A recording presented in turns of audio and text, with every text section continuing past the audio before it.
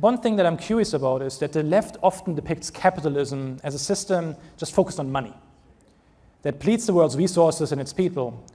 But you don't agree with this, obviously. But can you tell us a little bit more about what you believe is the ethos of capitalism?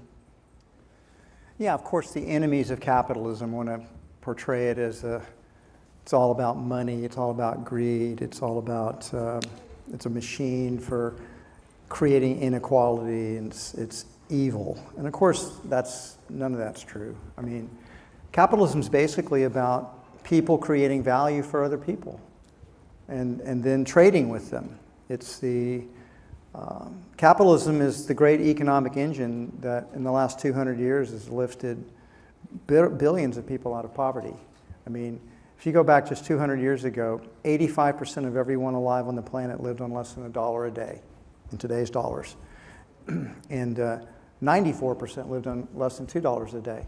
And it's been capitalism, the value creation, when we unleashed it, when we had the Industrial Revolution, the great enrichment, as Deidre McCloskey called it, began to occur. Frankly, capitalism is the greatest thing humanity's ever done. Beautifully put. And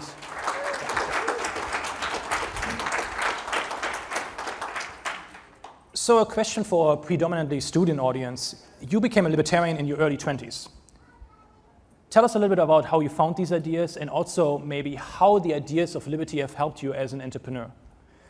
Yeah, well, when I was going to university, I didn't take any business classes. I didn't really take any economics classes. I just took classes I was interested in, primarily philosophy, the humanities, psychology, world literature, things like that. And like most people, I was brainwashed into, I would identify as a democratic socialist when I was like 21 years old. But once I started the business, I found that a lot of my friends were treating me like, you're in business?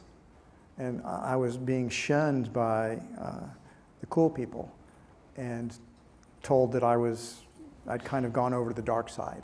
In fact, I'd been involved in the co-op movement in Austin, and I got a nickname of Darth Vader. And I'd gone over to the dark side. And here I was struggling in business, a small business that, I mean, we raised $45,000 in capital and we lost half of it in the first year. And my girlfriend and I were living in the store on the third floor, and we were making $200 a month each. And we were struggling to pay the bills. So I didn't feel like I was evil. I felt like business was pretty hard. And so I began to look around for a different philosophy. And fortunately for me, I had a couple of libertarians working for a Safer Way, first store. And they gave me some books to read. And I think Milton Friedman was the one that, Capitalism and Freedom was the first sort of awakening to these ideas.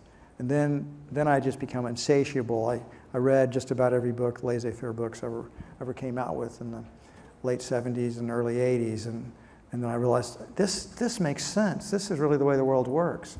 I was like the scales fell from my eyes. And yeah, I was instinctively always believed in liberty, but I didn't have a philosophy that made sense to me, and this one did, and I've been, I mean, I'm different today than I was when I was 25 years old, but in general, I'm still as passionate or more passionate about liberty and capitalism than I was then, because I've seen how much good it's done in the world and how much good it can do in the future if we'll allow it.